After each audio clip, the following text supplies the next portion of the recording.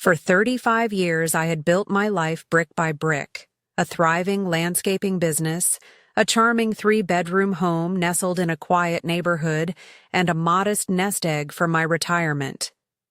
Then came the diagnosis that turned everything upside down. In those frightening moments of uncertainty, I signed it all over to my son, Richard. "Just temporary," he promised, "until you're back on your feet." Little did I know that those papers would become the chains he'd use to erase me from my own life. Before we jump back in, tell us where you're tuning in from, and if this story touches you, make sure you're subscribed, because tomorrow I've saved something extra special for you. The doctor's words still echo in my mind, even now. Stage 3 lymphoma, Mr. Galloway. The sterile examination room seemed to shrink around me as Dr. Fletcher outlined treatment options, success rates, and potential complications. I was 62, widowed for 7 years, and suddenly facing my own mortality. My hands trembled as I folded the informational pamphlets he gave me, tucking them into my jacket pocket with mechanical precision. The drive home that afternoon was a blur. Street signs and traffic lights melted together as my mind raced with questions no one could answer. Would the treatment work? How much time did I have? What would happen to everything I'd worked so hard to build? By the time I pulled into my driveway, there was only one clear thought in my mind. I needed to call Richard. My son arrived the bay next morning. He lived 3 hours away in Pinewood Springs with his wife Melissa and their 2 children. At 38, Richard had become everything I'd hoped. Successful in his finance career, responsible, pragmatic. As I explained my diagnosis over coffee at my kitchen table, his face remained composed, but I could see the calculations happening behind his eyes. "Dad, you need to focus entirely on getting better," he said, reaching across to squeeze my shoulder. "Let me help with the practical matters." Relief washed over me. This was exactly why I'd raised him to be independent and level-headed, for moments when life's storms hit hardest. Over the next 2 days, Richard accompanied me to follow-up appointments, took detailed notes, and asked the questions my shocked mind couldn't formulate. On the 3rd day, he broached the subject I hadn't considered. "Dad, have you thought about what happens to your business and property if—" He paused, choosing his words carefully. "If things don't go as planned." With the treatment? I hadn't. The landscaping business I'd built from scratch employed 17 people. The thought of it dissolving or being sold to strangers made my stomach turn. And my home, the one I'd shared with his mother, where every corner held memories, I couldn't bear the thought of it falling into probate limbo. "I've been thinking," Richard continued, his voice gentle but firm. "You should temporarily transfer everything to me while you focus on recovery. It would protect the business, shelter the assets from potential medical costs, and give you complete peace of mind." It made sense. Richard had a business degree and worked in corporate finance. He understood these matters better than I did. More importantly, I trusted him completely. "Just until I'm back on my feet," I clarified. "Of course," he nodded. "Think of it as pressing pause on the administrative burden while you heal." 2 days later, my lawyer, Timothy Winters, sat across from us in his wood-paneled office, a concerned expression on his weathered face. "Are you absolutely certain about this, Edward?" Timothy asked, tapping his pen against the transfer documents. "This is effectively signing over everything you own. We could set up a living trust instead, which would—" "Tim," I interrupted, I don't have time for complicated arrangements. The treatment starts next week, and I need to know everything's taken care of. I glanced at Richard, drawing strength from his reassuring presence. Besides, it's just temporary. Timothy's frown deepened. At least let me add a clause specifying that the assets revert back to you upon your recovery. Richard leaned forward, his expression friendly but firm. Mr. Winters, we don't need formal agreements between father and son. Those just complicate things and suggest a lack of trust. Dad knows I'll return everything once he's better. Timothy looked to me and I nodded in agreement. Why complicate things with legal clauses when dealing with my own son? The paperwork was signed that afternoon. My business, my home, my savings, all legally transferred to Richard's name. The next 6 months were a fog of hospital rooms, chemotherapy, radiation treatments, and exhaustion unlike anything I'd ever experienced. Richard visited every other weekend, bringing photos of my grandchildren and updates about the business. Everything's running smoothly, he assured me. Joe and the team are handling the day-to-day operations perfectly. You just focus on getting better. And slowly, against the odds that had been stacked against me, I did get better. My body responded to the treatments. The cancer cells retreated. By month 7, Dr. Fletcher was using words like remission and remarkable recovery. By month 9, he was discussing reduced treatment schedules and longer breaks between hospital visits. Preparing and narrating this story took us a lot of time, so if you are enjoying it, subscribe to our channel. It means a lot to us. Now back to the story.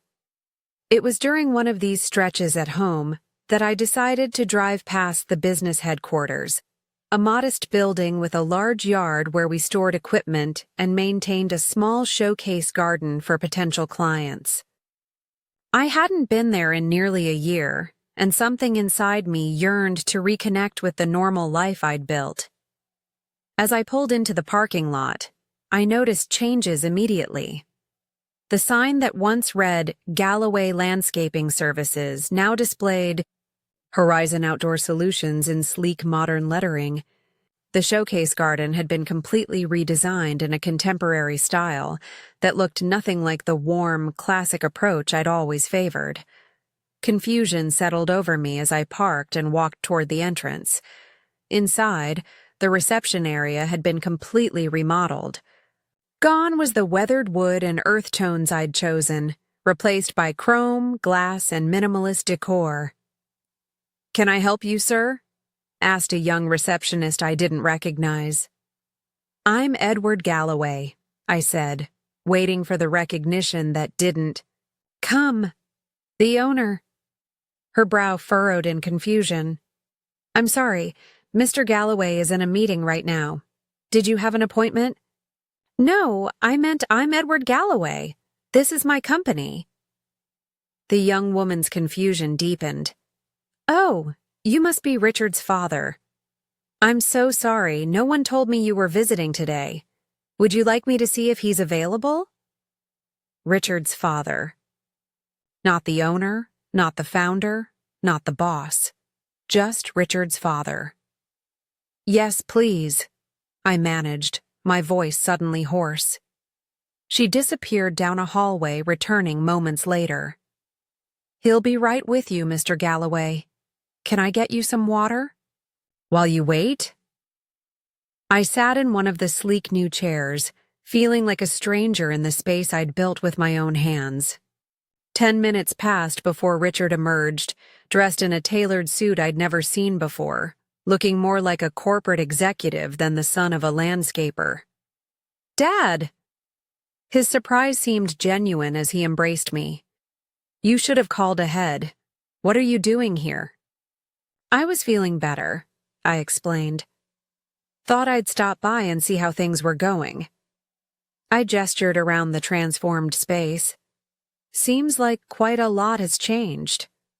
Something flickered behind Richard's eyes before his expression settled into practiced enthusiasm. Yes.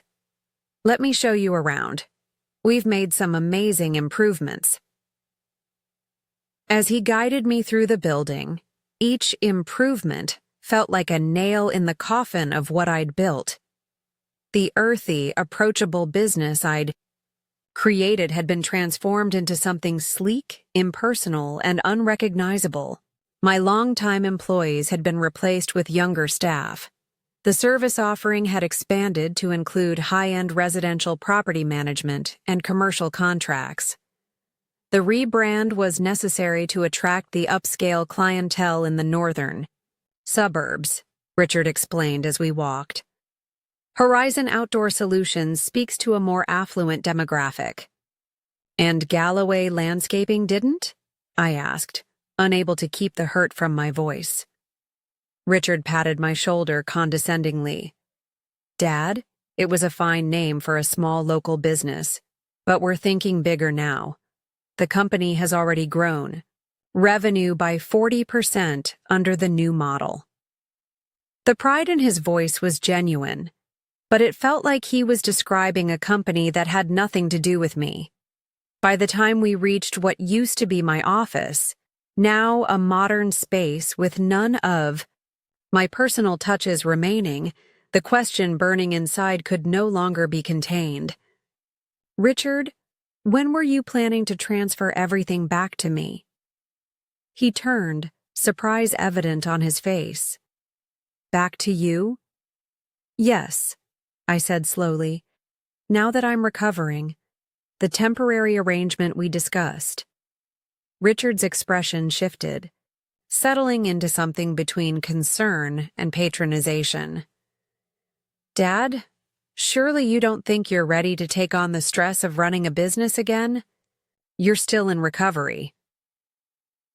Dr. Fletcher says I'm doing remarkably well. My strength is returning and I feel better every day. That's wonderful, Richard said, his smile not quite reaching his eyes. But your health should be your priority. Besides, the business has changed significantly. The new direction requires different management strategies. An uncomfortable silence stretched between us. Finally, I asked the question more directly. Son, are you planning to give my business back to me? Richard sat on the edge of his desk, my desk, and sighed as if I was being difficult. Dad, I don't think that's what's best for anyone. The business is thriving under the new model. The employees are happy. We've invested in new directions that you wouldn't be familiar with. And my house? I asked, my voice barely above a whisper. He hesitated. We've been discussing that, actually. Melissa and I think it might be best if you consider something smaller, more manageable. Perhaps a senior living community where you'd have support if your condition changes. The room seemed to tilt slightly. A senior living community? Richard, I'm 63 and in remission, not at death's door. It's just a practical consideration, he said, his tone reasonable. The house is quite large for one person, and the maintenance... I want my house and my business back, I interrupted, my voice firmer than it had been in months. That was our agreement. Richard's expression hardened almost imperceptibly. Dad, there was no formal agreement. You signed everything over to me, legally and completely. I've invested time and resources into transforming the business. As for the house, it's an asset that needs to be considered as part of the overall financial picture.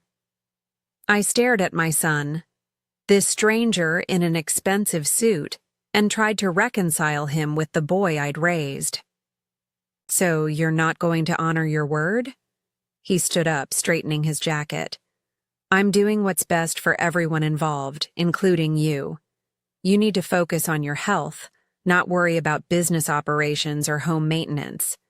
I'd like to speak with Joe, I said. referring to my operations manager who had been with me for 15 years. Richard's expression tightened. Joe no longer works here. We parted ways during the reorganization.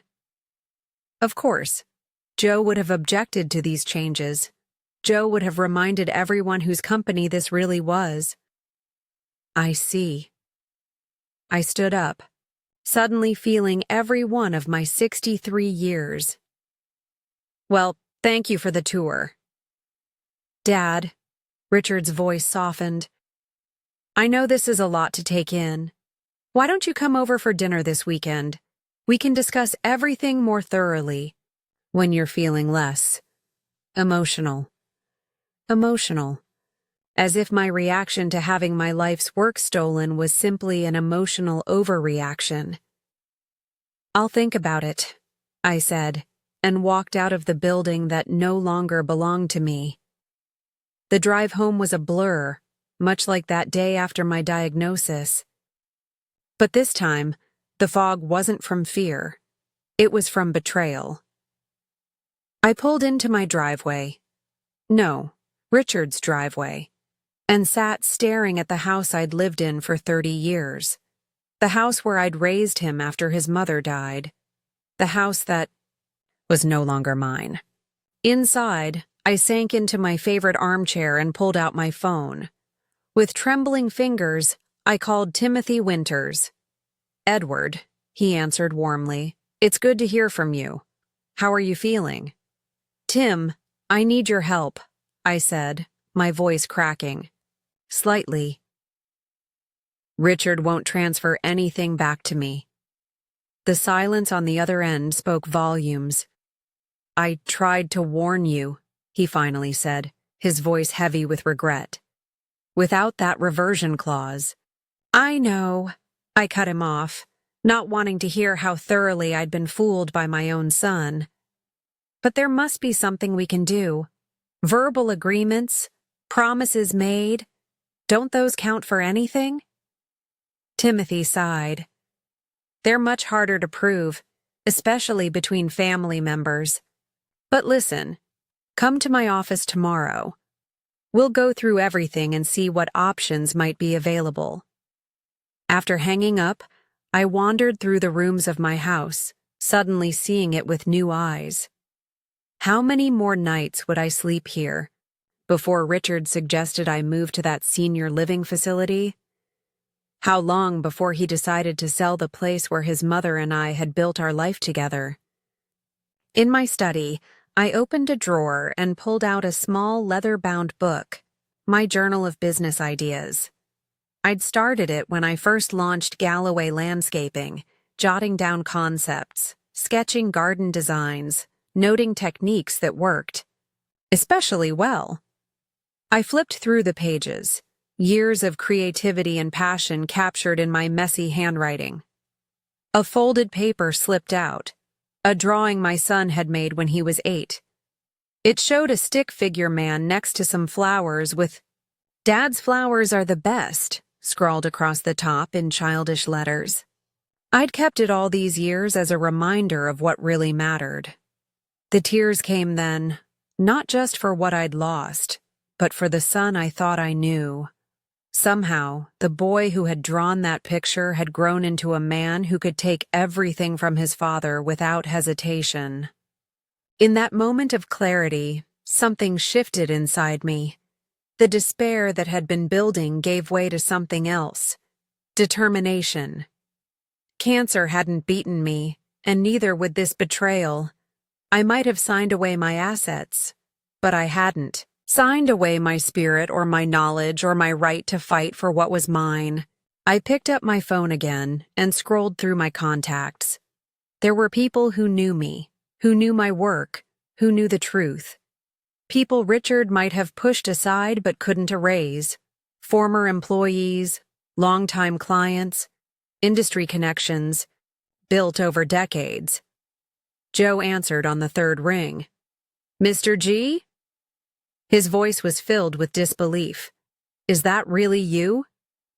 "It's me, Joe," I confirmed. "We need to talk." As the evening light faded outside my window, Richard's window, I began to make calls, one after another. With each conversation, my resolve strengthened. Richard had the legal documents, but I had something far more powerful. The truth, my reputation, and relationships built on decades of integrity. By midnight, sitting at my kitchen table surrounded by notes and ideas, I realized that this betrayal, painful as it was, had awoken something in me that chemotherapy had nearly extinguished. The fighter, the builder, the man who had created something from nothing once before. If necessary, I would do it again. I went to bed that night in the house that legally belonged to my son, but with a plan forming that was entirely my own. Richard thought he had taken everything from me, but he had overlooked the most valuable assets: my knowledge, my connections, and my newfound understanding of just how far I was willing to go to reclaim what was rightfully mine. Tomorrow would be the first day of a battle I hadn't anticipated fighting, but one I intended to win. The morning after my devastating visit to my former business, I woke before dawn. Sleep had been fitful at best, punctuated by dreams of Richard as a small boy sitting on my shoulders as we inspected new landscaping projects together. How had that sweet child transformed into the man who now saw me as nothing more than an inconvenience to his ambitions?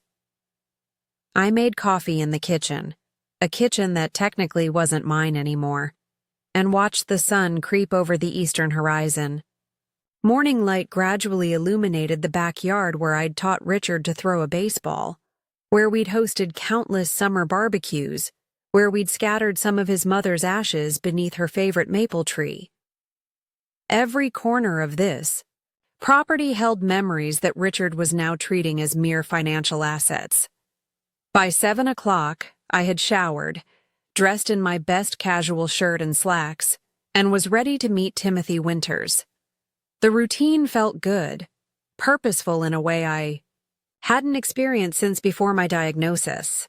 Cancer had forced me to live day by day, treatment by treatment, but now I was thinking ahead again, plotting a path forward.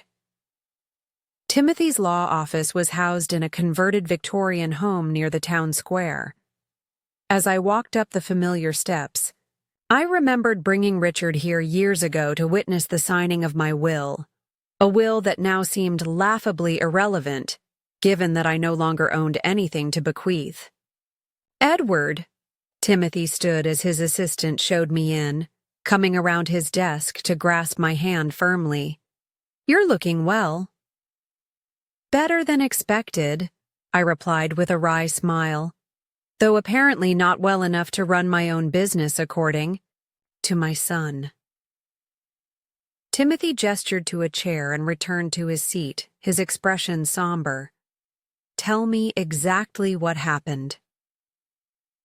For the next 30 minutes, I recounted every detail, from Richard's initial suggestion to transfer everything temporarily, to the transformed business I'd discovered, to his refusal to honor our verbal agreement. Timothy listened without interruption, occasionally jotting notes. When I finished, he leaned back in his chair, fingers steepled beneath his chin. "Legally speaking, Edward, your position is weak," he said finally. "You signed those transfer documents of your own free will. There's no reversion clause, no written agreement about returning the assets upon your recovery." "But it was clearly understood between us," I insisted. "Richard explicitly said it was temporary, just until I recovered." "Which he can easily deny," Timothy countered gently. "It would be your word against his, and the legal documents speak for themselves." My heart sank. "So there's nothing we can do?" "I didn't say that," Timothy replied, leaning forward. "There are a few possibilities worth exploring." He outlined several potential legal strategies, claiming undue influence due to my health crisis, arguing that the transfer was intended as a trust arrangement, or even pursuing a case based on fraudulent inducement if I could prove Richard never intended to return the assets. But I'll be honest with you, he concluded. These would be uphill battles, expensive ones at that, with limited chances of success. And they would permanently damage your relationship with your son. He's already done that damage, I said, bitterly. Timothy nodded sympathetically. There's one more thing to consider, Edward. Your situation isn't just a legal matter, it's deeply personal. Sometimes the most effective approach isn't just about what you can legally force someone to do. It's about applying the right kind of pressure to make them want to do the right thing. I leaned forward, intrigued. What do you mean? Richard has the legal documents, but you have something more powerful. The truth. You have relationships with people in the industry, with former employees, with longtime clients. You have the moral high ground. And sometimes, especially in a small community like this, that can be more persuasive than any legal argument. As Timothy's words sank in, a new strategy began forming in my mind. Richard's greatest asset wasn't my business or my house. It was his reputation. The clean, respected image he'd cultivated in both our hometown and in Pinewood Springs, where he now lived. An image that could be significantly tarnished if people knew what he'd done to his own father. I understand, I said slowly, but I'll need time to think about this approach. Timothy nodded. Of course. And while you're thinking, I'll research our legal options more thoroughly. Just don't do anything rash, Edward. Whatever path you choose, we need to be strategic. I left Timothy's office with a mixed sense of disappointment and determination. The legal battle might be difficult, but I wasn't without resources. As I walked through the town square, I passed Henderson's Garden Supply, where I'd been a loyal customer for over 30 years. On impulse, I pushed open the door, greeted by the familiar scent of soil, fertilizer, and new plants. "Eddie Galloway!" boomed Frank Henderson from behind the counter. "Good God, man, it's been ages. Heard you were sick. You're looking damn good for someone who's been through the ringer." His genuine warmth was a balm after Richard's cold dismissal. "Thanks, Frank. Been a rough road, but I'm coming back." Frank came around the counter to clap me on the shoulder. "Glad to hear it. Though I gotta say, that boy of yours has been making some big changes to your operation. Fancy new name, fancy new clientele. Barely recognize the place."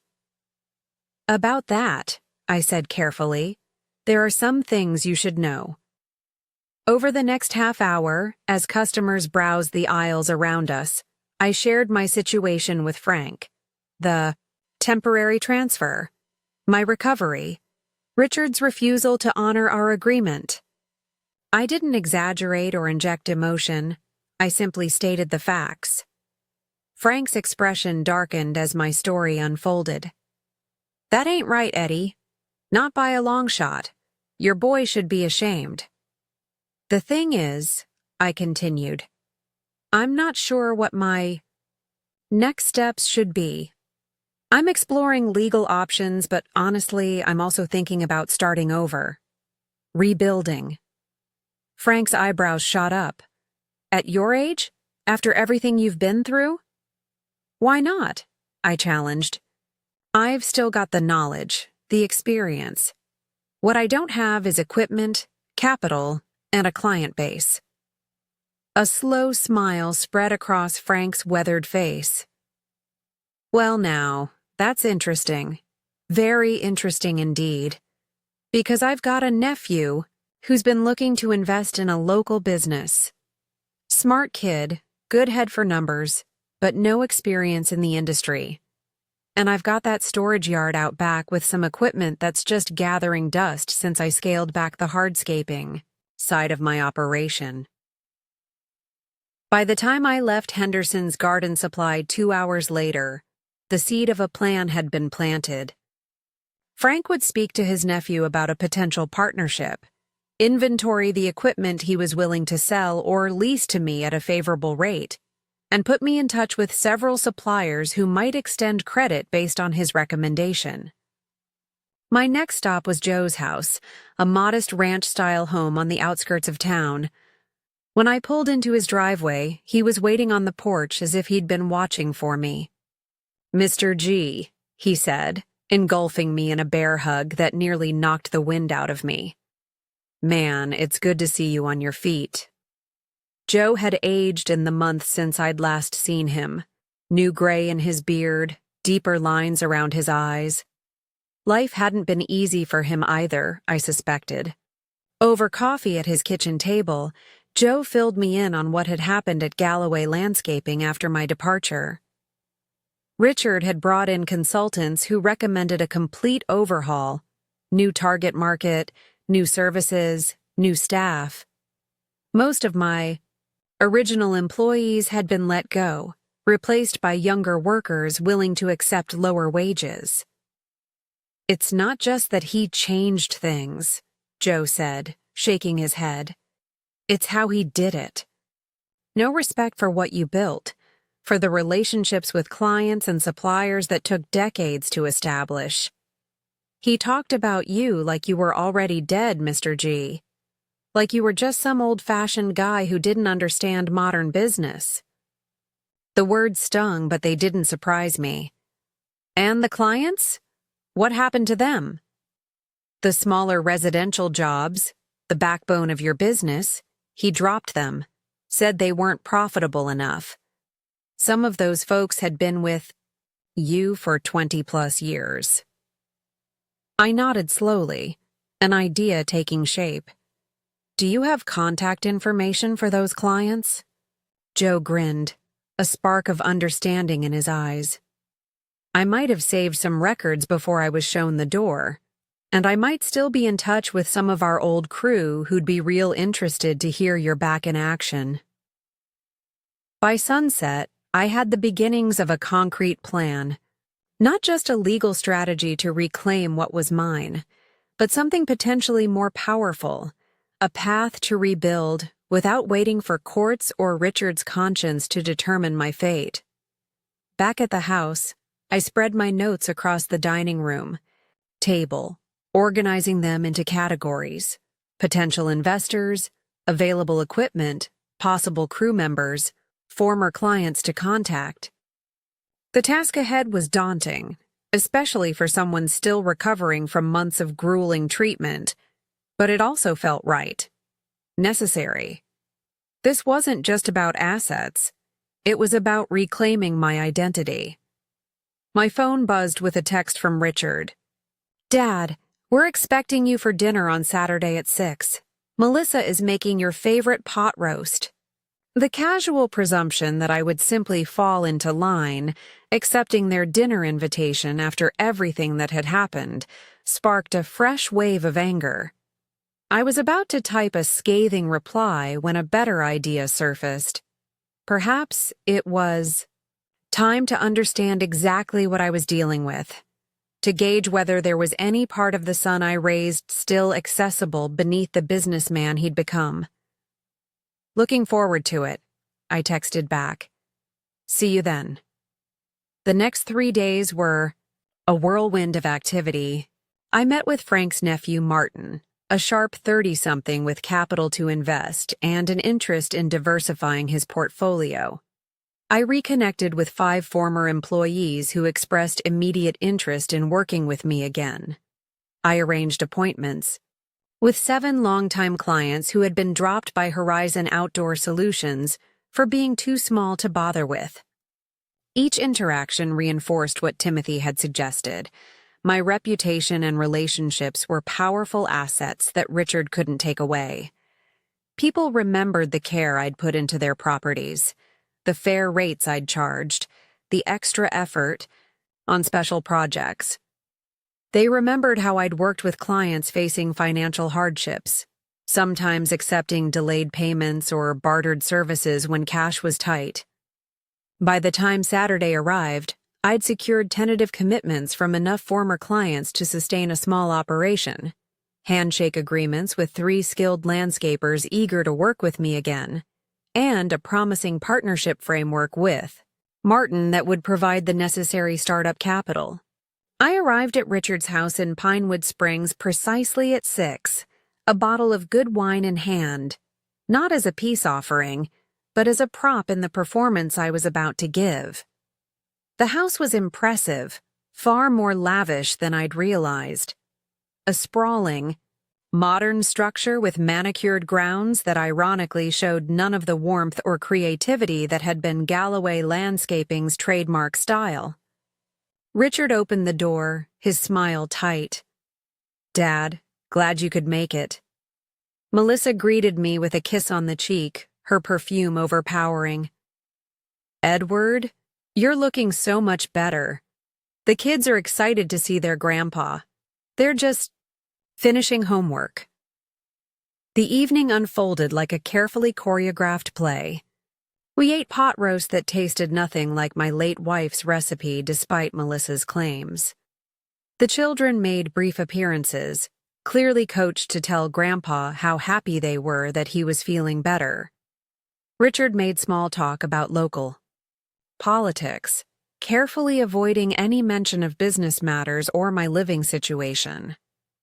Only when the children had been excused and Melissa was clearing dessert plates did Richard finally broach the subject.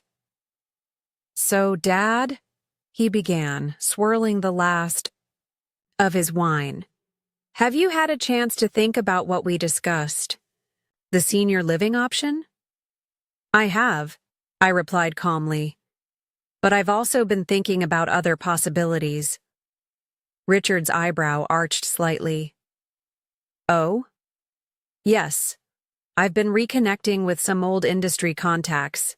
It seems there might be an opportunity for me to get back into landscaping on a small scale." The wine glass paused halfway to his lips. "Landscaping? Dad?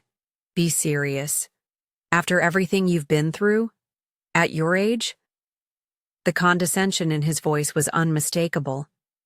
I took a slow sip of water, letting the moment stretch. "It wouldn't be anything too strenuous," I continued conversationally. "Just some select residential clients, specialty garden design. The kind of personal touch projects that Horizon Outdoor Solutions no longer handles." Richard's eyes narrowed slightly. "You've been asking around about the business." "Naturally," I replied. "I built it after all. People have been quite forthcoming about the changes you've implemented. Changes that have increased profitability by 40%, he said defensively. "At what cost, though?" I asked, meeting his gaze directly. "The loyal clients who supported us for decades, the employees who helped build the company, the reputation for quality and personal service?" Richard set his glass down with deliberate care. "Dad, business isn't about sentimentality. It's about growth, evolution, and maximizing returns. The old model was limited." "Limited," I repeated. "Like me, you mean?" He had the grace to look slightly uncomfortable. "I didn't say that." "You didn't have to," I replied. "Richard, I'd like to ask you something, and I want an honest answer. When you suggested I transfer everything to you temporarily, was that your genuine intention? Or did you always plan to keep it all?" Melissa returned from the kitchen just then, pausing in the doorway as she sensed the tension. Richard's jaw tightened. "That's not a fair question." "It's the only question that matters," I countered, "because it speaks to whether I can trust anything else you say going forward." "I think," Richard said carefully, "that intentions evolve as circumstances change. When you first got sick, None of us knew what would happen. I needed to protect the family assets. Family assets, I repeated. Interesting choice of words for my life's work. Richard leaned forward, his expression earnest. Dad, you need to be practical. You're still recovering. The business requires energy and focus you simply don't have anymore.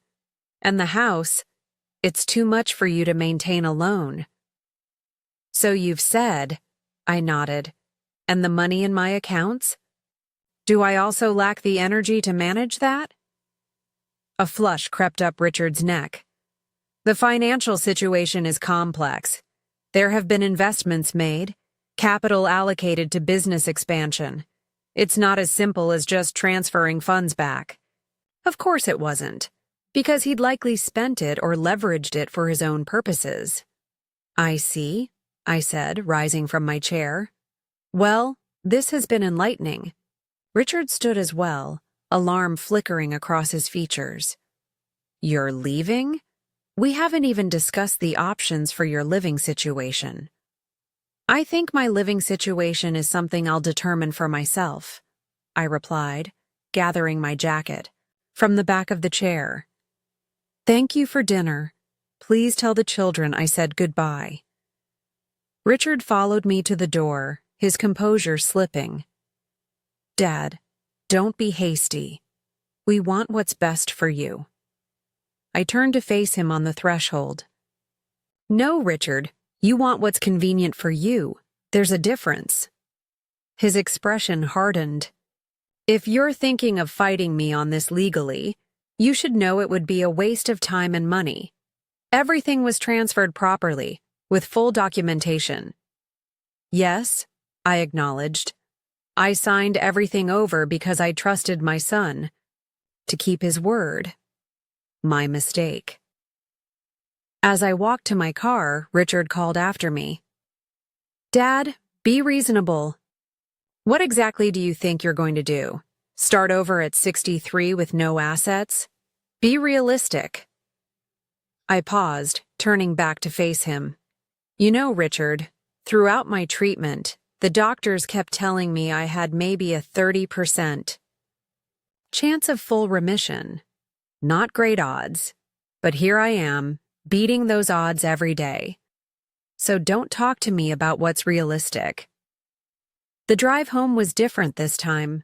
No fog of betrayal clouding my thoughts, just crystal clarity about the path forward. Richard had shown his true colors.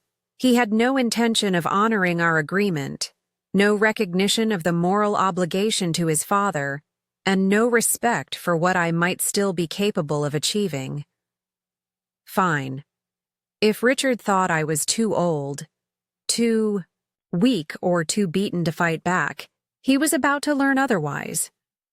Back at the house, still legally his house, I sat at the dining room table and pulled out a fresh notebook. At the top of the first page, I wrote, Galloway Gardens, New Beginnings. By midnight, I had drafted a comprehensive business plan. It would be smaller than my previous company, more specialized, focusing on high-end garden design, restoration of historic landscapes, and sustainable gardening systems, niches that Horizon Outdoor Solutions had abandoned in favor of commercial contracts. The next morning, Sunday, I called Martin to firm up our partnership agreement, then Joe to discuss bringing on our first 3 team members. By noon, I'd drafted a simple announcement to send to former clients, letting them know that while Galloway Landscaping had transformed into something new, the core values and expertise they had appreciated were still available through a new venture. As I worked, a strange sense of gratitude began to emerge amid the anger and hurt. Richard's betrayal, painful as it was, had forced me to reimagine my future. Before the cancer diagnosis, I had been comfortably settled, running a successful business but perhaps growing a bit complacent. Now I was innovating again, seeing opportunities I might have overlooked, tapping into passion that had been dormant. On Monday morning, I met with Timothy to update him on my plans and to discuss the legal aspects of launching a new business, while the ownership of my former company remained disputed. You can still pursue legal action regarding the property transfers, Timothy advised. This new venture doesn't prevent that. I know, I nodded. But honestly, Tim, I'm not sure a protracted legal battle is the best use of my energy right now. Richard was right about one thing. I am still recovering, and my strength isn't unlimited. I need to focus it where it matters most. Timothy studied me for a moment. You seem different today, Edward. More determined. I am, I confirmed. For months, cancer made me a passive recipient of treatment, of other people's care and decisions. Then Richard's betrayal nearly pushed me back into that same helpless position. But I'm done with passivity. If I have to rebuild from scratch at 63, so be it. And the house? Timothy asked gently. That was the hardest question. The house held so many memories, so much of my history with my late wife and our son. The thought of losing it permanently still caused physical pain. One battle at a time, I replied. Right now, I'm establishing financial independence. Once Galloway Gardens is generating revenue, we can revisit the property question. As I left Timothy's office, my phone buzzed with a text from Joe. Mr. Gee, you won't believe who just called me. The Harrison estate. They're unhappy with Horizon's work and heard rumors you might be back in business. The Harrison estate was one of the largest residential properties in the county. A historic mansion with extensive grounds that had been a prestigious client of Galloway Landscaping for over a decade. I smiled to myself. The Whisper Network was already at work. People were talking, word was spreading, and the reputation I'd built over decades was proving more durable than Richard had calculated. By the end of the week, I had secured a small commercial space for our office, thanks to Martin's connections. Ironically, a property that Horizon Outdoor Solutions had recently deemed too modest for their expanded operation. Joe had assembled a core team of 5 skilled workers, all former Galloway employees eager to work with us again. Frank Henderson had agreed to supply us at preferential rates, and his nephew Martin had formalized our partnership agreement with terms that respected my expertise while protecting his investment. We were scheduled to begin our first project, a complete restoration of the gardens at the Harrison estate, the following Monday. Sunday evening, as I packed up essential personal belongings in preparation for whatever might come next, my phone rang. Richard's name appeared on the screen. For a moment, I considered ignoring it. What more was there to say? But curiosity won out. Hello, Richard. Dad. His voice was tight, controlled. I've been hearing some disturbing rumors. Something about you starting a competing business? Not competing, I corrected. Just different. Focused on the clients and services Horizon decided weren't worth their time. Those clients weren't profitable enough, he said dismissively. And you're missing the point. You can't just what? I interrupted. Work, earn a living, apply the skills and knowledge I've developed over 40 years? Why not? Because it's inappropriate, he sputtered. Using contacts from the company, poaching former employees. My contacts, I corrected firmly. People I built relationships with long before you decided to rebrand my company and erase me from it. And as for the employees, they were let go during your reorganization, remember? They're free to work wherever they choose. There was a long pause before Richard spoke again, his voice lower, more calculating. Dad, think about what you're doing. You're still living in my house, if you insist on this. Competition, we may need to formalize your living arrangements sooner rather than later. The threat was clear. Back off or face eviction. I understand, I said calmly, and I appreciate the heads up. I'll make arrangements. That's not, he began, frustration evident in his tone. Look, this doesn't have to be adversarial. We can find a solution that works for everyone. Why don't you come back over for dinner tomorrow and we can discuss? No, thank you, I cut him off. I think we've established that your idea of solutions and mine are fundamentally different. But don't worry about the house, Richard. I'll be out by the end of the month. I ended the call before he could respond, a strange sense of liberation washing over me. Yes, I would need to find a new place to live.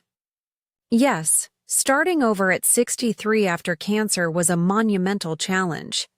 Yes, the path ahead was uncertain. But for the first time since my diagnosis, I felt fully alive. Not just surviving, but purposeful. Richard had taken my possessions, but in doing so, he had inadvertently freed me to discover just how much strength I still possessed. Tomorrow, Galloway Gardens would officially launch. A new beginning, built not on legal documents or financial assets, but on something far more valuable: knowledge, relationships, integrity, and the resilience that comes from having faced both mortality and betrayal, and refusing to be defined by either. The first day of Galloway Gardens dawned with a crystalline autumn sky, the kind of perfect weather that landscapers pray for. I arrived at our modest new office space an hour early, wanting a quiet moment to set my intentions before the team arrived. The space was bare bones, a small reception area, a back office with 2 desks, and a storage room for supplies. Nothing like the impressive headquarters that Richard now commanded, but it was ours, a clean slate. Joe arrived next, carrying a box of donuts and wearing a grin that made him look 10 years younger. Ready for this, Mr. G? More than ready, I replied, accepting the coffee he handed me.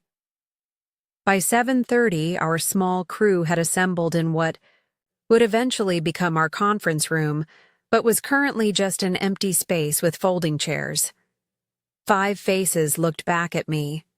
Joe, my former operations manager, Miguel and his son Carlos, who had been my top landscape installers, Sarah, a gifted garden designer who had resigned from Galloway Landscaping when Richard changed their design approach, and Kyle, a young horticulturist who had been let go during Richard's reorganization, despite his exceptional knowledge of native plants. First, thank you all for being here, I began, feeling a swell of emotion I hadn't anticipated. I know taking this chance with a startup isn't without risk, especially given my recent history. We trust you, Mr. Galloway, Sarah said simply. The others nodded in agreement. I swallowed hard before continuing. Today we begin our first project at the Harriston estate. They've been unhappy with Horizon's maintenance of their historic gardens, and they've given us an opportunity to show what we can do. This isn't just any job, it's a statement. The Harristons are influential in this community, and their opinion carries weight. No pressure or anything, Kyle quipped, earning chuckles from the group. Exactly, I smiled. No pressure at all. Just do what you've always done. Quality work with attention to detail and respect for the client's vision. That's what built Galloway Landscaping, and that's what will build Galloway Gardens. As we prepared to leave for the Harriston estate, Martin arrived, looking every inch the young businessman in his pressed shirt and polished shoes. He hung back as the crew loaded equipment into our vehicles, 2 used trucks we'd purchased, and Joe's personal pickup. Edward, he greeted me, with a firm handshake. Just wanted to wish you luck on the first job. Anything you need today?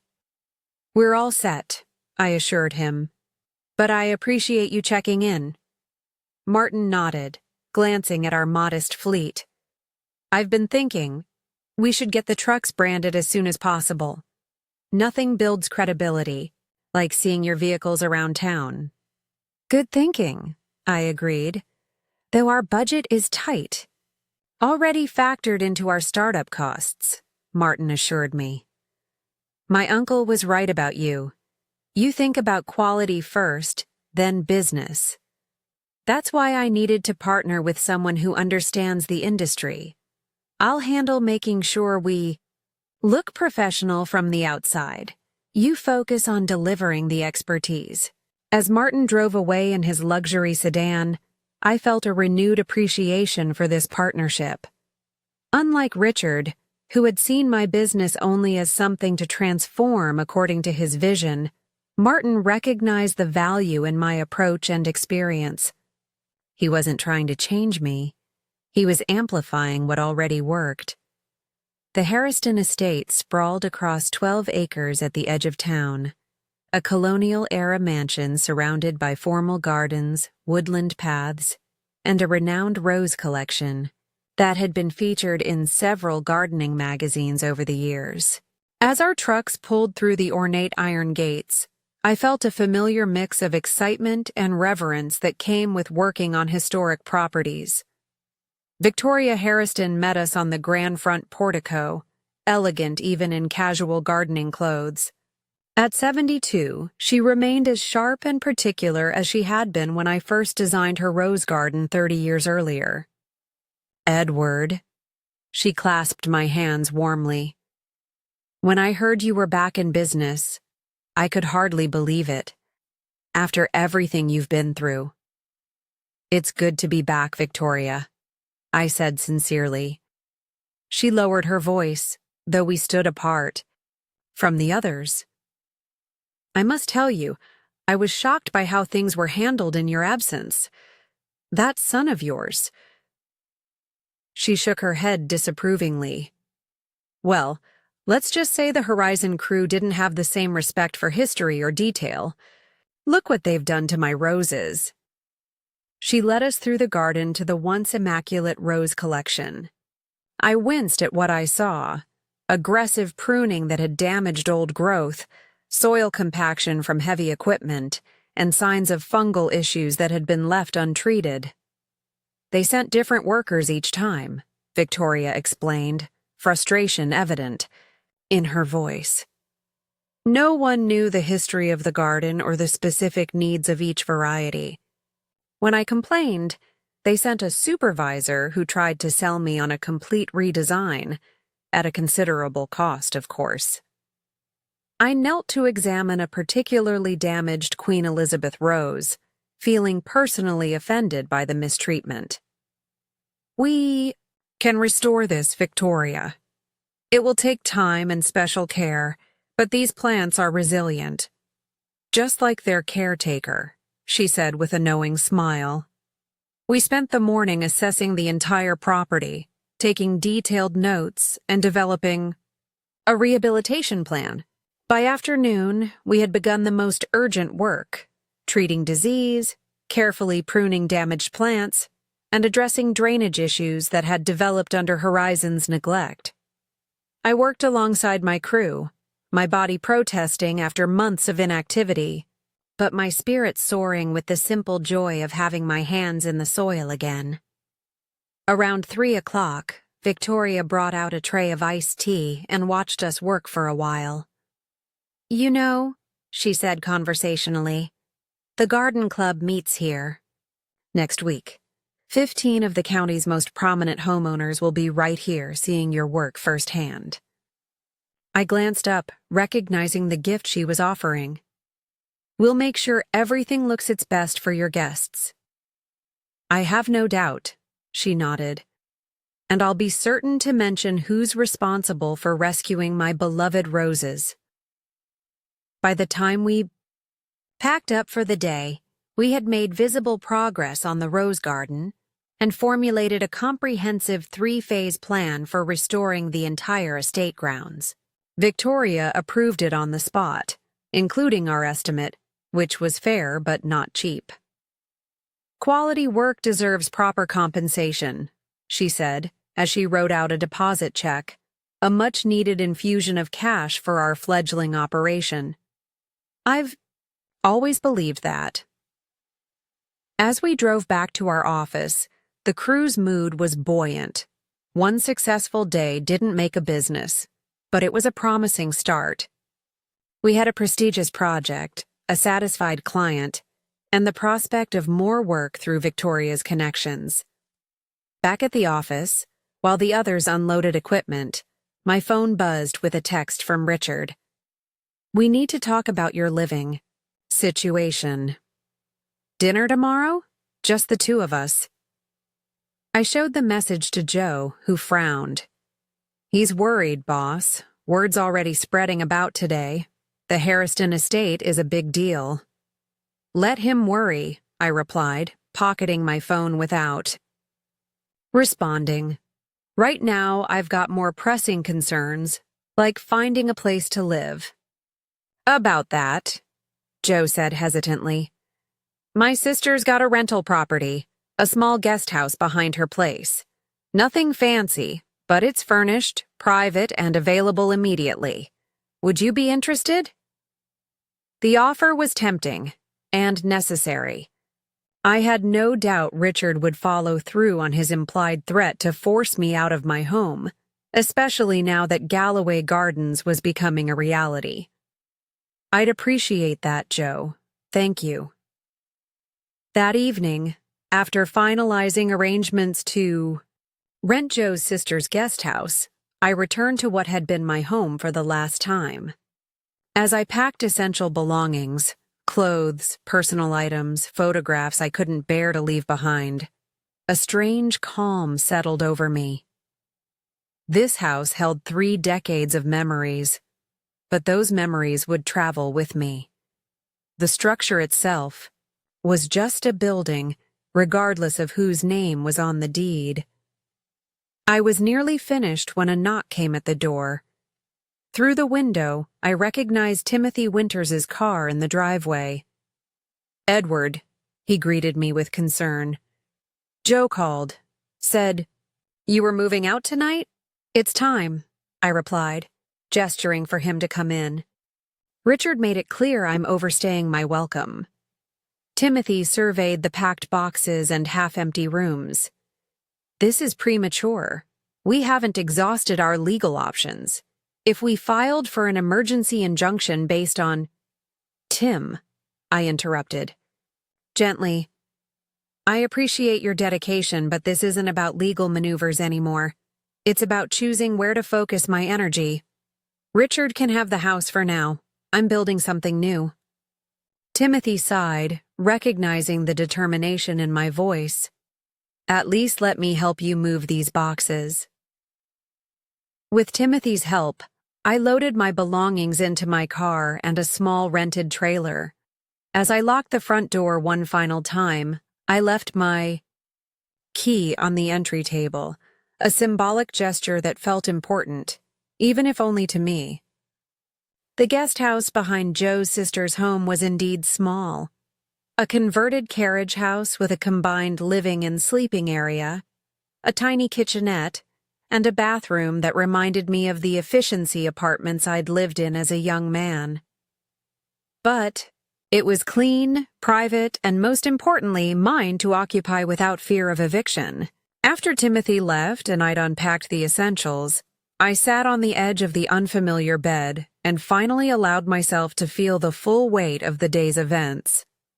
I had launched a new business, secured our first major client, and left my home, all, within 24 hours. Exhaustion swept over me, but beneath it ran a current of quiet pride. Cancer had not defeated me, and neither would Richard's betrayal. The next morning, our team reconvened at the Harrison estate to continue the restoration work. Victoria had spread the word overnight, and by midday, 2 more potential clients had stopped by to see the roses and inquire about our services. Mrs. Pemberton from the Historical Society and Judge Wilson, Joe informed me between tasks. Both dropped by Horizon last month for quotes and weren't impressed with the service. They're interested in having us look at their properties next week. Word was spreading exactly as we'd hoped. By week's end, Galloway Gardens had booked 4 additional projects, all from former clients of my previous company who had been dissatisfied with Horizon's approach. I still hadn't responded to Richard's dinner invitation, and by Friday, he escalated to calling. I let it go to voicemail, unwilling to engage in another fruitless conversation until I had firmly established my new footing. His message was terse. "Dad, I've been to the house. I see you've moved out. We still need to talk. This situation doesn't have to be adversarial." I deleted the message without responding. My actions would speak louder than any words we might exchange. By our second week of operation, our success at the Harriston estate had generated enough buzz to fill our schedule for the next month. Martin had secured a small business loan to supplement his initial investment, allowing us to purchase additional equipment and hire 2 more crew members. Our vehicles now sported professional Galloway Gardens logos, and Kyle had designed business cards featuring a simple but elegant rose emblem. The physical demands of daily landscaping work were challenging after months of illness and treatment, but I found my body gradually responding, growing stronger with each passing day. Dr. Fletcher had warned me to pace myself, but the truth was, this work was healing me in ways that medicine couldn't. Purpose is its own kind of medicine. One Wednesday afternoon, as we finished work at Judge Wilson's property, I noticed a sleek black luxury car parked across the street. Richard sat behind the wheel, watching our operation with an unreadable expression. When he saw me notice him, he drove away without acknowledgement. "Your son's been asking around town about us," Sarah mentioned as we loaded equipment back into the trucks. "Apparently, he's been calling clients, trying to figure out how we're getting so much business so quickly." I wasn't surprised. Richard had always underestimated the power of relationships in this business. He thought success was about branding, efficiency, and targeting affluent markets. He'd missed the fundamental truth that had built Galloway Landscaping. People chose us not just for what we did, but for how we did it. That evening, as I returned to my small guest house, I found an envelope taped to the door. Inside was a formal legal letter from Richards' attorney, claiming that I was engaging in unfair business practices and misappropriation of client relationships from Horizon Outdoor Solutions. The letter demanded that I cease and desist from contacting any former clients of Galloway Landscaping. I called Timothy immediately. "It's nonsense," he assured me after I read him the letter. "Classic intimidation tactic. He has no legal grounds to prevent you from operating a landscaping business or serving willing clients. The client relationships belong to the clients themselves. They can choose whoever they want to work with." "So I can ignore this?" "Not entirely," Timothy cautioned. "We should respond properly. But this is bluster, Edward. He's realizing that his rebranded operation isn't as bulletproof as he thought." The next morning, I shared the letter with Martin and Joe, wanting complete transparency with my key partners. "This is actually good news," Martin said, surprising me. "It means you're hurting his business enough that he's worried. Classic market disruption. The established player tries to use legal means to block the innovative newcomer." Joe nodded, in agreement. "Most of the high-end residential clients were only with Horizon because of their history with you anyway. Once they realized you were back in business, with your original approach and attention to detail, it was an easy decision for them. Armed with their support and Timothy's legal guidance, I continued focusing on building Galloway Gardens, while Timothy prepared our formal response to Richard's cease and desist letter. By our 1-month anniversary, we had established a solid client base, hired 3 additional workers, and even begun receiving inquiries from commercial properties dissatisfied with Horizon's service. Our reputation for meticulous work and personalized attention was spreading beyond our initial residential focus. Martin had proven to be an exceptional business partner, bringing fresh ideas and energy while respecting my expertise and approach. He'd set up efficient systems for billing, scheduling, and inventory management that freed me to focus on what I did best: design and client relationships. "We should celebrate," he suggested one Friday afternoon as we reviewed our first month's financials. "The numbers are solid, Edward, better than projected. We should acknowledge that achievement with the team." The next evening, Martin hosted a barbecue at his home for our entire crew and their families.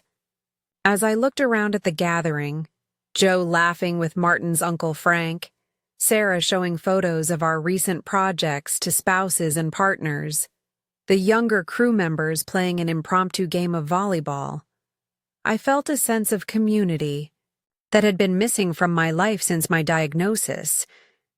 This wasn't just a business I was rebuilding. It was a family of choice. Midway through the evening, Martin clinked his glass for attention. "I'd like to propose a toast," he announced, "to Edward Galloway. 1 month ago, he took a chance on a new beginning at a time when most people would have given up. He showed us all what resilience truly means." The group raised their glasses, and I felt a tightness in my throat as I acknowledged their support. "To all of you," I countered, "for believing in second chances." As the party continued around me, I stepped away for a moment of quiet reflection on Martin's back deck. The evening air was cool but pleasant, carrying the scent of autumn leaves and distant wood smoke. "Mr. Galloway?" I turned to find Kyle, our young horticulturist, hovering uncertainly at the edge of the deck. "Kyle, enjoying the celebration?" He nodded, stepping forward to join me at the railing. "I wanted to thank you, not just for hiring me after Horizon let me go, but for—" He hesitated, searching for words. "For showing what's possible, I guess." "What do you mean?" Kyle leaned against the railing, looking out at the gathering below. "When I got fired, I was ready to leave the industry altogether. Figured if a big operation like Horizon didn't value plant knowledge, maybe I'd chosen the wrong field. But seeing you start over at your age, after everything you've been through, it changed my perspective." His words settled in my chest, warming me more than any celebration could have.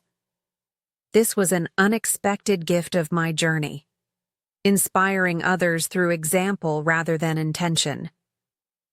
"Sometimes the worst moments lead us to where we're meant to be," I offered.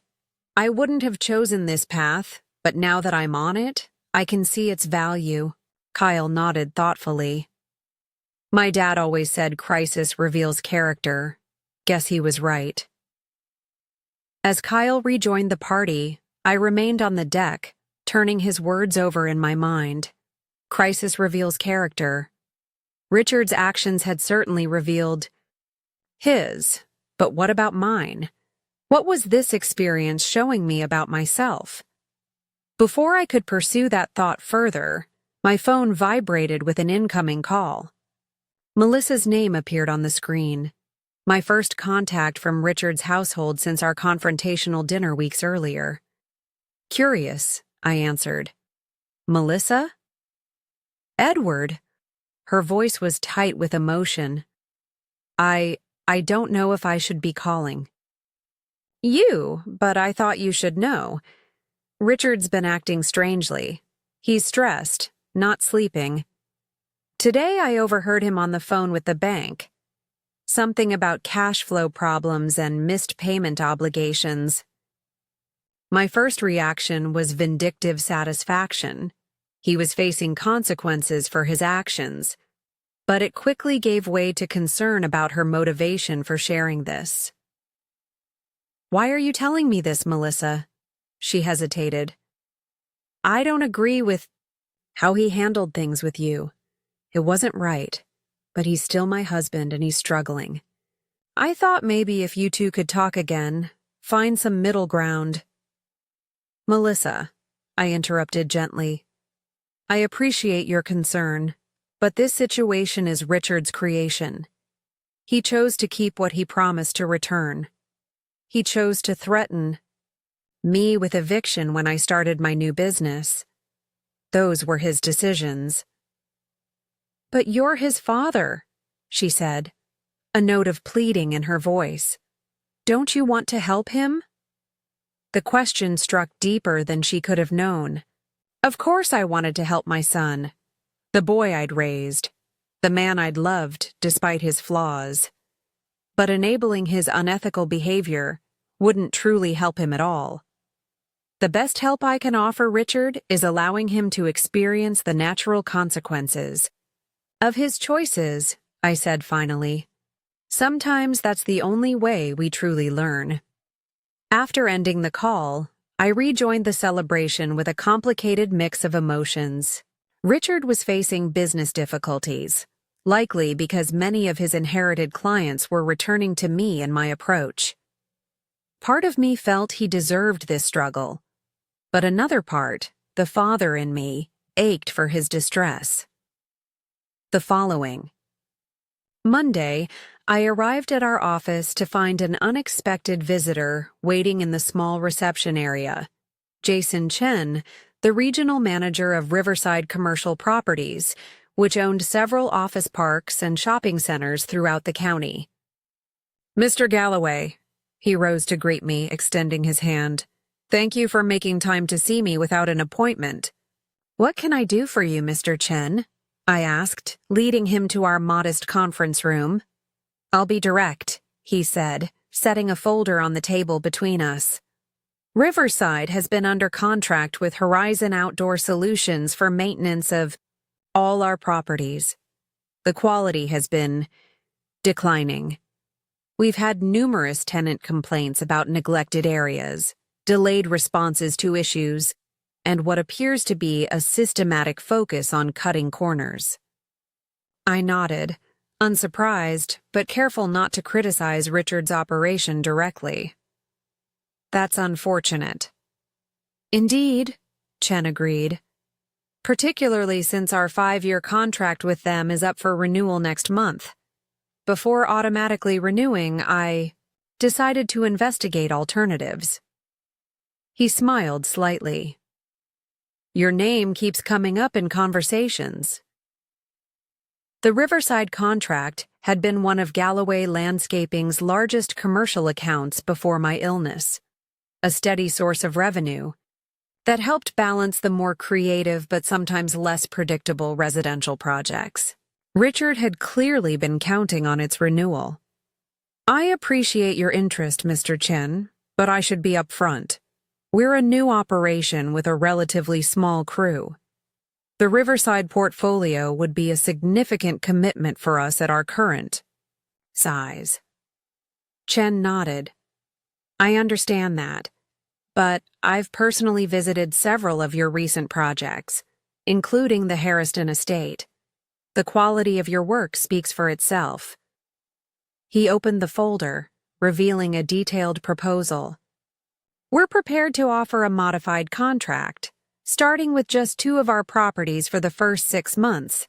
If that goes well, we can discuss expanding to include the others. As I reviewed the proposal, I realized this was exactly the kind of stable commercial work we needed to secure Galloway Gardens' long-term viability. Even 2 properties would provide consistent revenue that would allow us to plan and grow with confidence. This is a very fair offer, I acknowledged. I'd like to discuss it with my partner before giving you an answer. Of course, Chen replied, standing to leave.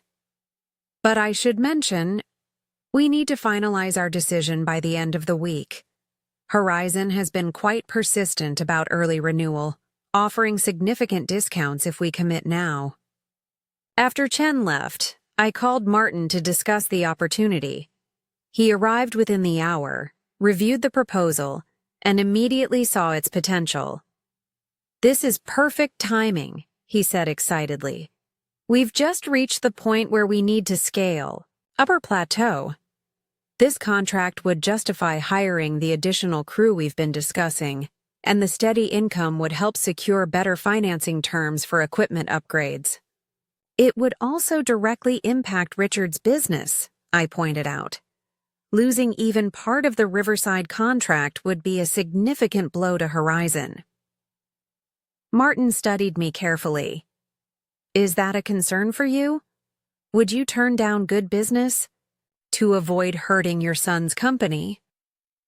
It was a fair question, one I'd been asking myself since Chen's visit. Was I pursuing success to rebuild my life, or was I motivated by revenge? "No," I said finally. "I won't make business decisions based on how they might affect Richard. He didn't consider my well-being when he decided to keep everything. I won't handicap our growth to protect his operation, but I want to be sure we can deliver exceptional service if we take this on. Our reputation is built on quality, not just undercutting the competition." Martin nodded approvingly. "That's why this is working, Edward. You maintain the standards while I push for growth. We balance each other." By the end of the day, we had drafted a detailed proposal for Chen, outlining our approach to maintaining the 2 Riverside properties with the same attention to detail we brought to our residential projects.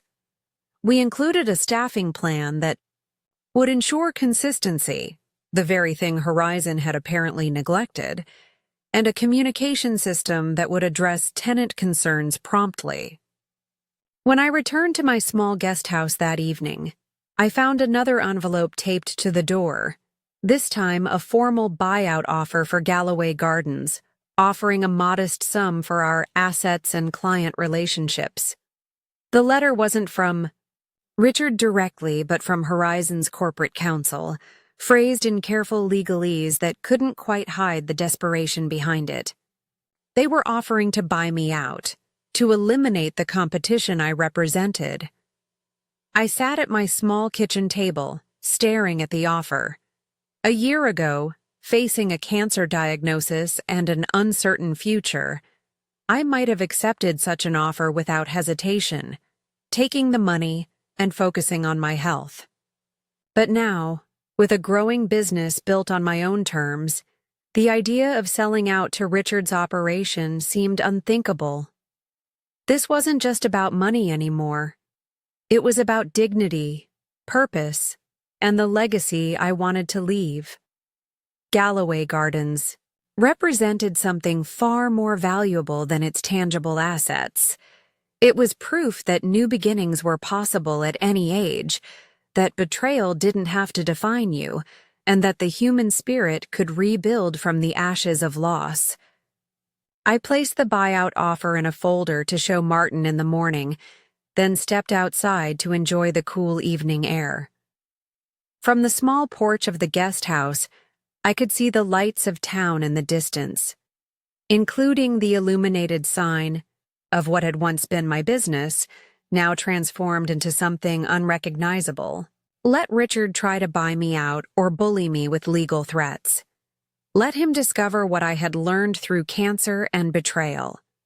That the greatest power comes not from what you own or control, but from who you become when everything is taken away. Tomorrow, we would accept the Riverside contract. We would continue growing Galloway Gardens. And eventually, Richard would have to confront the truth that I had already embraced. Sometimes losing everything is the only way to discover what truly matters. 6 months after launching Galloway Gardens, I stood in our new headquarters, a renovated farmhouse on the edge of town with enough space for offices, a design studio, and a small nursery where we could grow specialty plants for our high-end projects. The morning sunlight streamed through large windows, illuminating the hand-drawn landscape plans pinned to the walls and the fresh flowers Sarah arranged each Monday on the reception desk. What had begun as a desperate act of survival had blossomed into something far more meaningful than I could have imagined during those dark days after Richard's betrayal. We now employed 15 full-time staff, maintained 7 commercial properties, including the coveted Riverside contract, and had a waiting list for residential design projects that stretched 3 months into the future. Hard to believe how far we've come, Martin commented, joining me at the window. At 29, he had proven to be not just a savvy investor, but a true partner, bringing youthful energy and fresh perspectives that complemented my experience. Sometimes I still expect to wake up back in that hospital bed, I admitted. Martin smiled. Instead, you're running the fastest-growing landscaping business in the county. He wasn't exaggerating. Our rapid expansion had been the talk of local business circles, particularly after we secured the remaining Riverside properties when their full contract with Horizon expired. That single account transition had dramatically altered the competitive landscape in our favor. The Chamber of Commerce called again, Martin continued. They're really hoping you'll accept that Business Comeback of the Year award. I shook, my head still uncomfortable with recognition that felt too personal. The company's success is a team effort. I don't need a plaque to validate that. It's not about validation, Martin countered. It's about inspiration. Do you know how many people in this community have been following your story?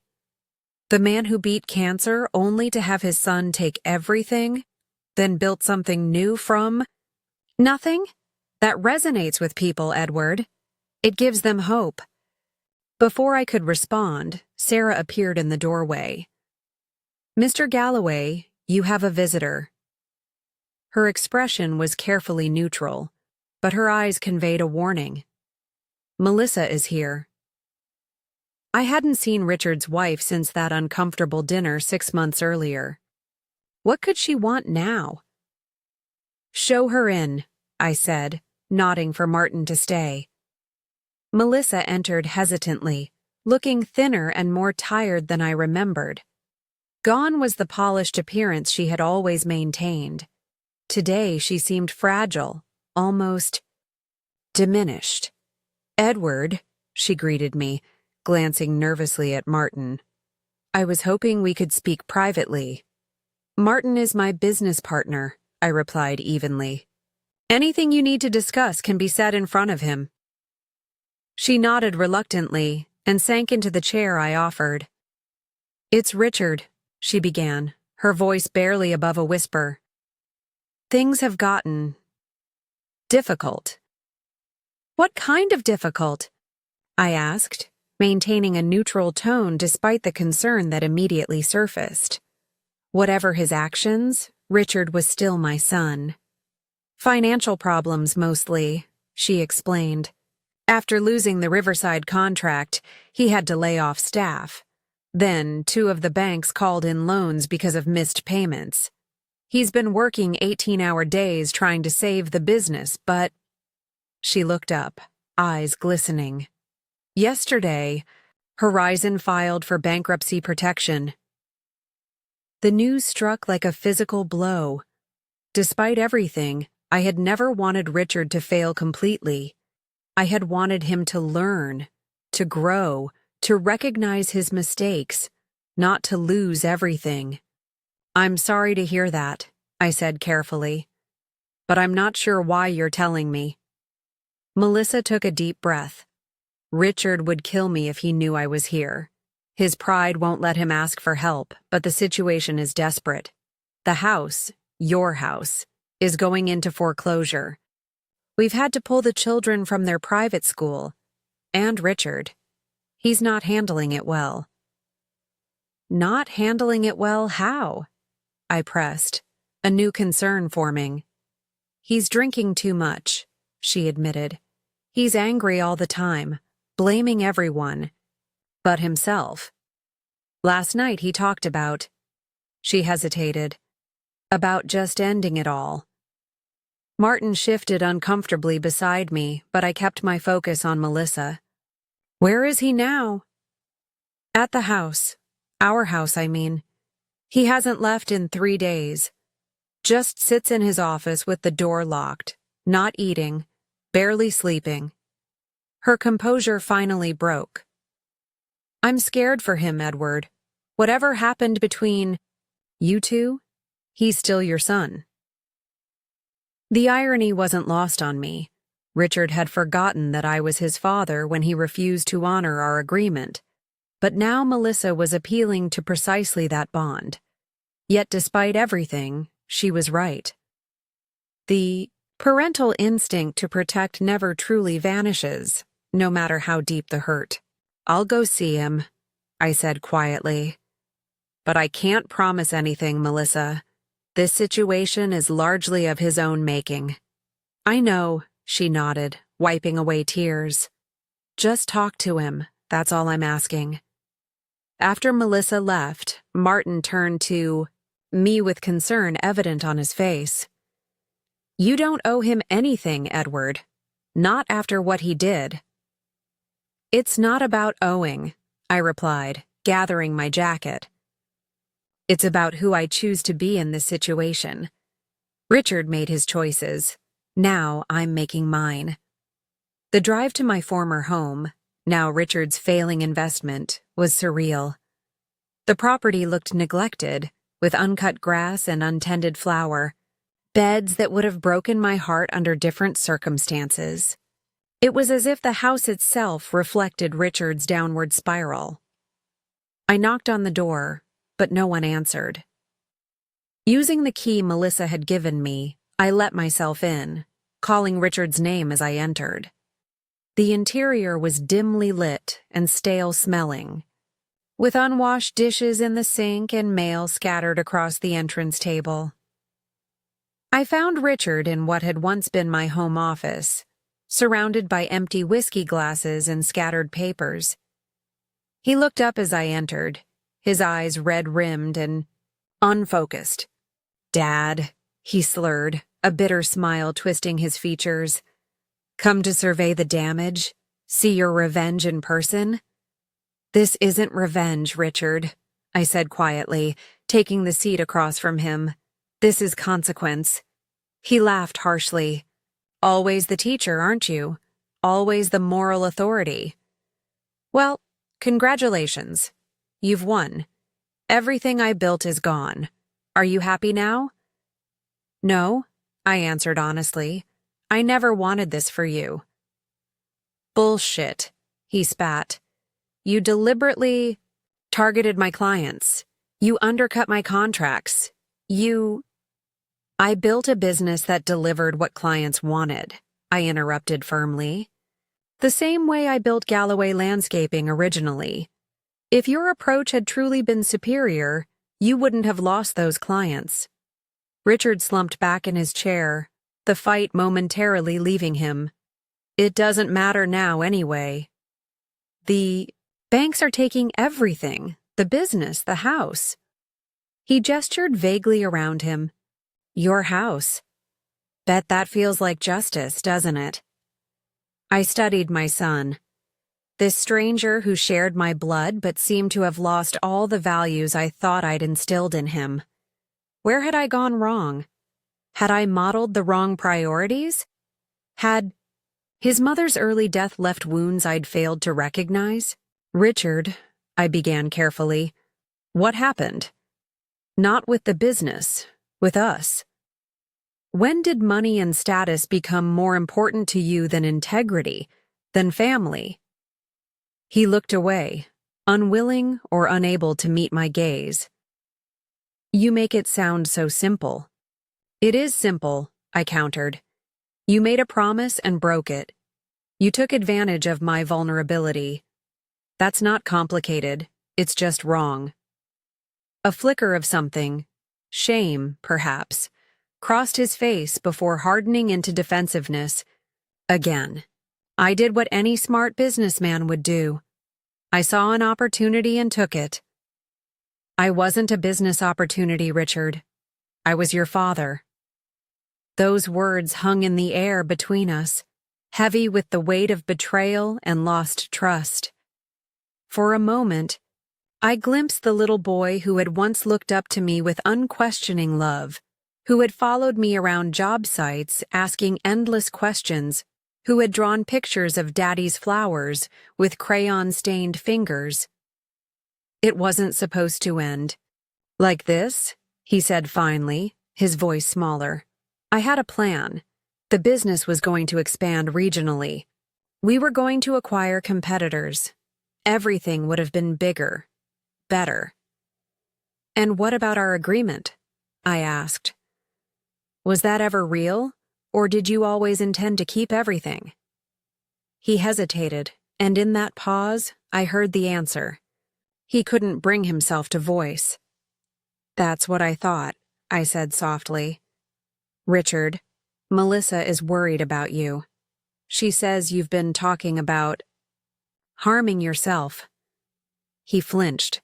She shouldn't have told you that. But she did, because despite everything, people still care about you. I still care, even after what you did. Richard looked at me then, really looked at me, for perhaps the first time since my recovery. How? He asked, his voice cracking. How can you possibly still care? It was a fair question. After all he'd done, the betrayal, the threats, the legal maneuvers, how could I still harbor concern for his well-being? The answer came from somewhere deeper than logic or justice. Because being your father isn't something I can turn on and off like a faucet, I explained. It's who I am, regardless of what you do. That doesn't mean I approve of your choices or that I'm willing to rescue you from their consequences. But it does mean I don't want to see you destroy yourself.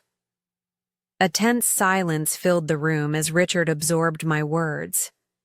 Finally, he asked, So what now? You've got your successful new business. I've lost everything. We all just move on? That depends, I replied carefully. Are you willing to take responsibility for what you've done? Really take responsibility, not just because you're facing bankruptcy? Richard stared at the empty glass in his hand. What would be the point? It's too late. It's never too late to choose integrity, son. Even now. Easy for you to say, he muttered. You've rebuilt. I've got nothing. I leaned forward, holding his gaze. You've got two options as I see it. You can continue blaming everyone else. Me, the market, your clients, the banks, and sink further into this hole you've dug. Or you can take responsibility, get sober, and start rebuilding your life on a foundation of honesty. With what? He demanded, gesturing around the disheveled office. In case you hadn't noticed, I'm about to lose everything, including this house. Material possessions aren't the only foundation, Richard. Sometimes they're actually an obstacle. I stood, walking to the window to look out at the neglected garden, a sad metaphor for our fractured relationship. When I was diagnosed with cancer, I thought I was losing everything. Then I recovered only to find I'd literally lost everything through your actions. But in that loss, I discovered something important. What's that? He asked, his tone still skeptical, but with a hint of genuine curiosity. That starting over at 63 wasn't the tragedy I feared. It was an opportunity to build something truer to my values, surrounded by people who genuinely respected me. I turned back to face him. You're 38, Richard. You have time to rebuild, not just financially, but as a person. He scoffed, but the sound lacked conviction. You make it sound so easy. It's not easy, I corrected him. It's the hardest thing you'll ever do. Rebuilding after failure requires more courage than success ever demanded, but it's possible. I'm living proof of that. For a long moment, Richard said nothing, staring into his empty glass as if it held answers. Finally, he sighed. So what would you have me do? It was a small opening, but I seized it. First, get help for your drinking. Talk to someone about these thoughts of self-harm. These aren't weaknesses, Richard. They're human responses to overwhelming stress. He nodded slightly, almost imperceptibly. Second, I continued, be honest with Melissa. Really honest about everything. The business situation, your feelings, your fears. She deserves that much. And third? He asked, revealing he was indeed listening. Third, face what's coming with dignity. The bankruptcy, the foreclosure. These are setbacks, not the end. How you handle them will define who you become next. Richard set down his glass and rubbed his face with both hands. When he looked up again, some of the haze had cleared from his eyes. Why are you doing this? After everything, why not just let me drown? The question pierced straight to the heart of our situation. Why indeed? The answer came without calculation or deliberation. Because hatred and vengeance would poison whatever I built next, I said simply. And because despite everything, I still believe you can be better than this. Something shifted in Richard's expression, not dramatic, but noticeable. A subtle relaxing of his defensive posture, a glimmer of something that might have been hope in his bloodshot eyes. I don't know if I can, he admitted, his voice barely audible. You won't know until you try, I replied, gathering my jacket to leave. But the fact that you're even considering it means something. At the door, I paused. I'll check in tomorrow. In the meantime, call Melissa. She's worried sick. Richard nodded, and for the first time in our conversation, he looked almost like the son I remembered. Dad, he called as I stepped into the hallway. I'm sorry. The words were inadequate given the magnitude of what had happened between us. But I recognized them for what they were. A fragile first step on a very long road. I know, I said simply, and left him to begin the hardest work of his life. Driving back to Galloway Gardens, I felt a complex mix of emotions. There was no satisfaction in seeing Richard brought low, no vindication in his failure. Instead, I felt a cautious hope that perhaps this crushing defeat might lead to something constructive. A rebuilding not just of his circumstances, but of his character. Martin was waiting in my office when I returned, concern evident in his expression. How did it go? About as well as could be expected, I replied, settling heavily into my chair. He's in a bad place, but maybe ready to start climbing out. Martin nodded thoughtfully. And how are you feeling about all this? It was a perceptive question, one that acknowledged the emotional complexity of the situation. How did I feel about my son's downfall? About his belated, whiskey-soaked apology? About the possibility of reconciliation after such profound betrayal? Conflicted, I admitted. Part of me still hurts from what he did. Part of me wants to help him. And part of me knows that the best help might be letting him find his own way through this mess.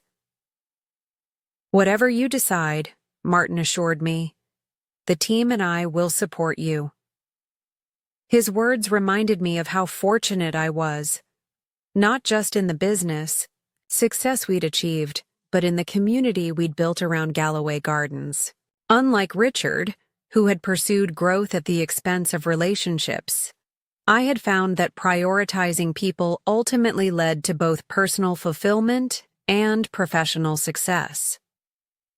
Over the next few weeks, Richard began the difficult process of rebuilding his life from the ruins of his poor choices. He entered an outpatient program for alcohol abuse, attended financial counseling with Melissa, and faced their creditors with newfound honesty about their situation. The bankruptcy proceedings moved forward, and as expected, they lost the house.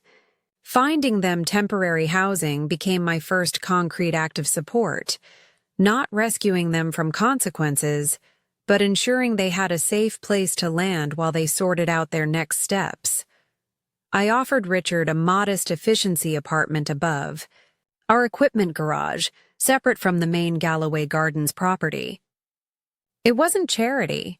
He would work for his keep, starting at the bottom just as any new employee would. "You want me to be a laborer?" he asked when I outlined the arrangement, more surprised than offended. "I want you to reconnect with the foundations of this business," I explained. "Physical work has a way of clearing the mind, Richard. It teaches patience, attention to detail, and respect for process, qualities that might serve you well right now." To my surprise, he accepted without argument. His first day on the job was awkward for everyone. The former owner of Horizon Outdoor Solutions now taking direction from Joe, loading mulch into wheelbarrows and performing the most basic landscaping tasks alongside workers decades his junior. "He's not going to last a week," Joe predicted privately. "Guy like that? Used to calling the shots? No way." But Richard surprised us all. Despite blistered hands and exhausted muscles, he returned each day, gradually earning the cautious respect of his co-workers through consistent effort rather than entitlement. After one particularly grueling day restoring a hillside garden, I found him sitting alone on the tailgate of a work truck, staring at his dirt-covered hands with an expression I couldn't quite read. "Everything all right?" I asked, joining him. "I was just thinking," he replied, flexing his sore fingers, "about how different things feel when you build something versus when you just acquire it." It was a simple observation but profound in its implication. Richard was beginning to understand the difference between growing something organically and simply taking possession of it.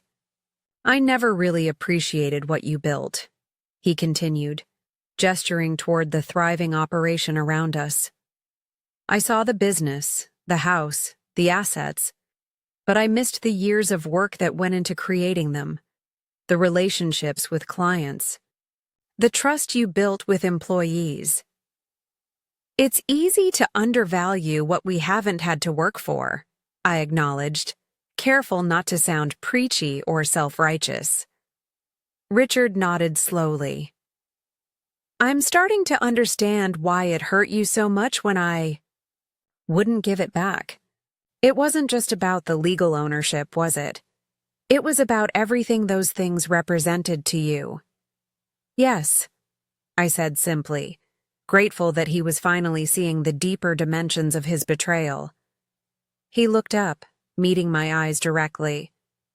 "I can't undo what I did, but I want you to know I see it now, how wrong it was, not just legally or practically, but morally."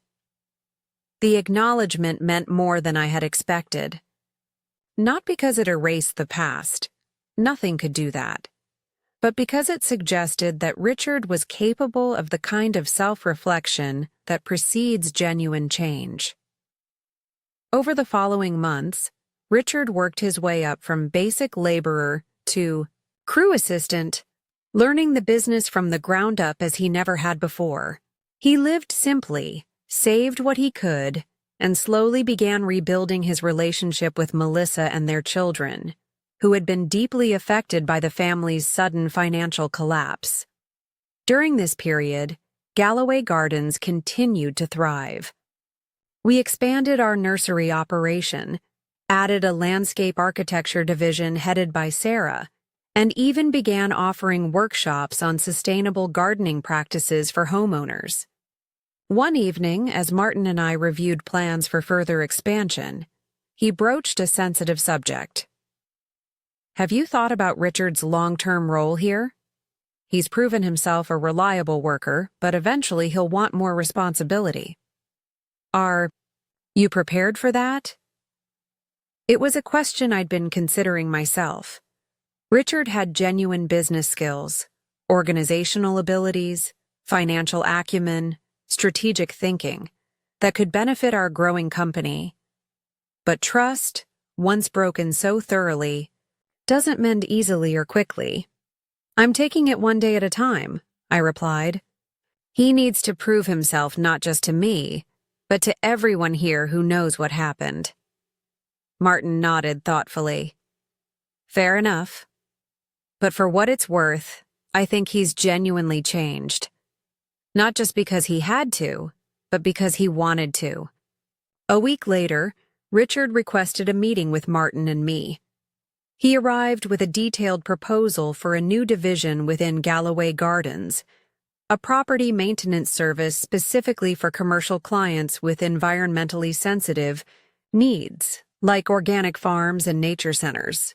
"There's a growing market for specialized maintenance that minimizes chemical inputs while still delivering professional results," he explained, walking us through his market research and financial projections.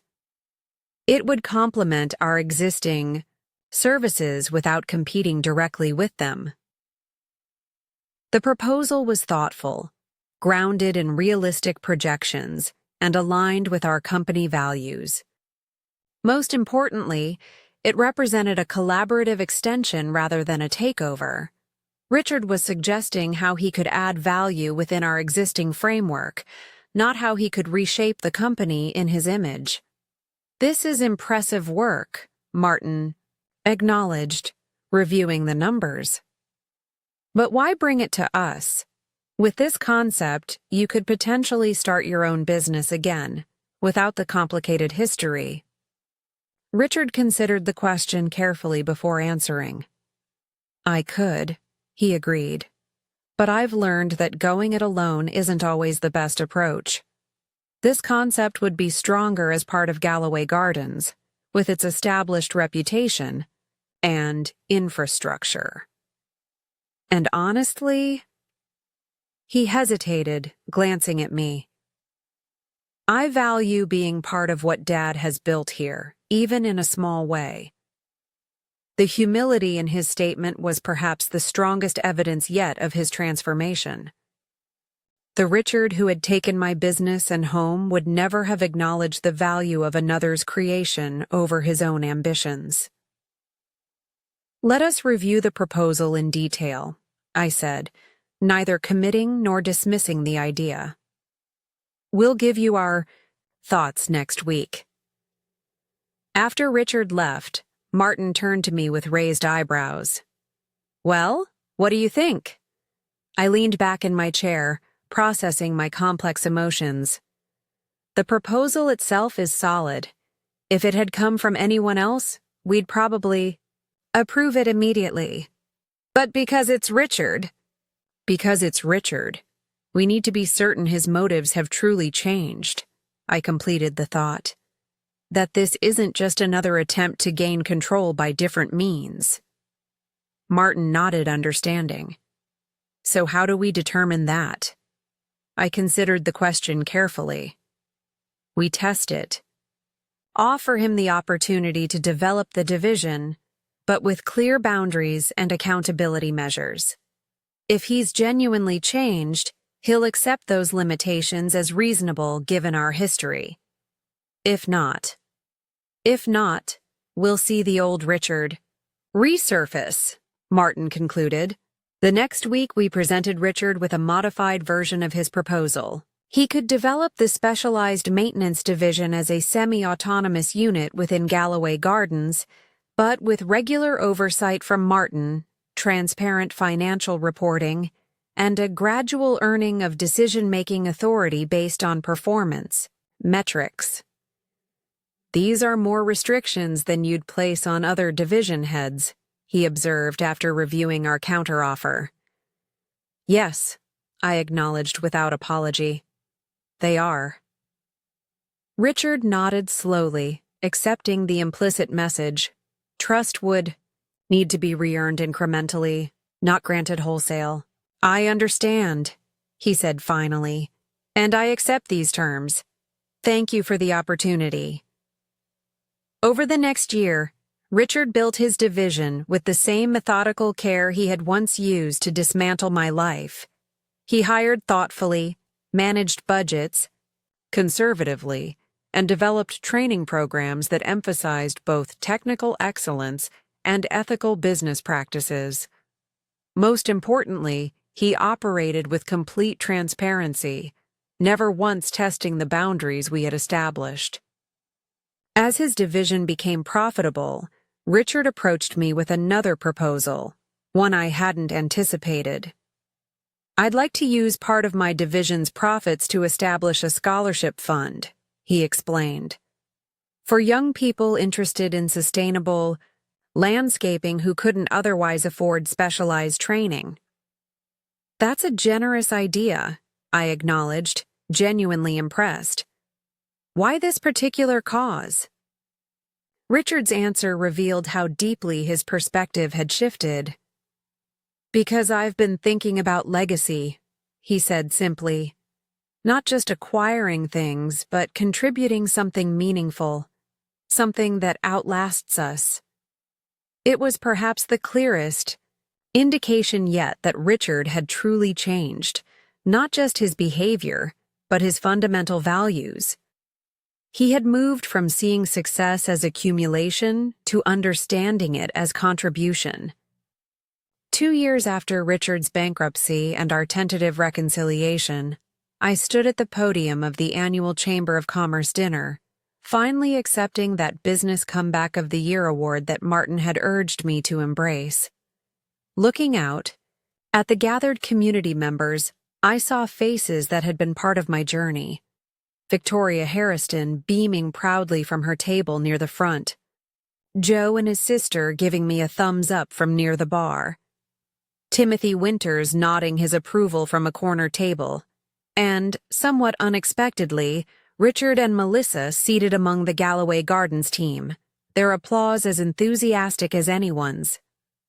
Thank you for this recognition, I began, adjusting the microphone. Though I must say, the term comeback suggests returning to where you were before.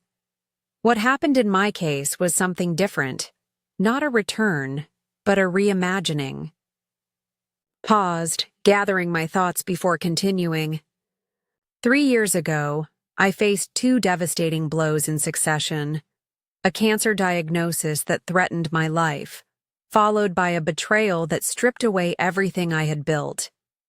Either one might have been reason enough to give up. Together, they seemed insurmountable. The room had grown quiet, attentive. But here's what I discovered through that experience. Sometimes what looks like an ending is actually a beginning in disguise. Sometimes losing everything creates space for something better to emerge. My gaze found Richard in the audience, and I saw him listening intently, without the defensiveness that had once characterized his response to any mention of our shared past. Galloway Gardens isn't just a business success story, I continued. It's proof that new beginnings are possible. At any age, that betrayal doesn't have to define us. and that the human spirit can rebuild from the ashes of loss. Most importantly, it's evidence that how we respond to life's hardest moments ultimately matters more than the hardships themselves. As applause filled the room, I added a final thought, one I hadn't planned but felt compelled to share. And sometimes, if we're fortunate, those new beginnings include the healing of what we thought was permanently broken. Later that evening, as the celebration continued around us, Richard approached me with an envelope. "I've been wanting to give you this for a while," he said, handing it to me with uncharacteristic hesitation. "It's not much, but it's a start." Inside was a deed, not to my former house, which had long since been sold through the bankruptcy process, but to a small parcel of land on the edge of town. The property featured a gentle slope facing south, a small stream along one boundary, and several mature oak trees scattered across its 5 acres. "I've been setting aside money," Richard explained. "It's taken time, but I wanted to begin, making tangible amends, not just verbal ones." I studied the property description, momentarily speechless. "It's perfect for a demonstration garden," he continued. "A place where we could showcase sustainable landscaping techniques, host those workshops you've been talking about expanding. If you want it, that is." The gesture represented more than just financial restitution. It showed genuine understanding of what would matter to me. Not just any property, but one with specific potential for what I valued most. "Thank you," I said finally, the simple words inadequate for the complex emotions swirling within me. Richard nodded, seeming to understand all that remained unspoken between us. "Your speech tonight, it meant a lot, especially the part about healing what seemed permanently broken." "I meant it," I assured him, "though I won't pretend it's been an easy road." "No," he agreed quietly, "but maybe the hardest roads lead to the most worthwhile destinations." As we stood together under the stars outside the venue, I reflected on the strange, painful, ultimately redemptive journey that had brought us to this moment. 3 years ago, I had signed everything over to my son because I trusted him completely. That trust had been violated in the most profound way possible. Now, gradually, tentatively, we were building something new. Not blind faith this time, but a measured trust tempered by experience and earned through consistent action. It wasn't a perfect healing, nor a complete restoration of what was lost. Some wounds leave permanent scars. But as I looked at the deed in my hand, this first step toward making amends, I recognized that sometimes what grows back after devastating loss can be stronger, more authentic, and more meaningful than what existed before. My journey had taken me from successful business owner to cancer patient, to betrayed father to entrepreneur again. Each transition had stripped away something I valued, but each had also revealed something essential about resilience, purpose, and the capacity for renewal that lives within us all. The greatest lesson wasn't that I had rebuilt a business from nothing at 63.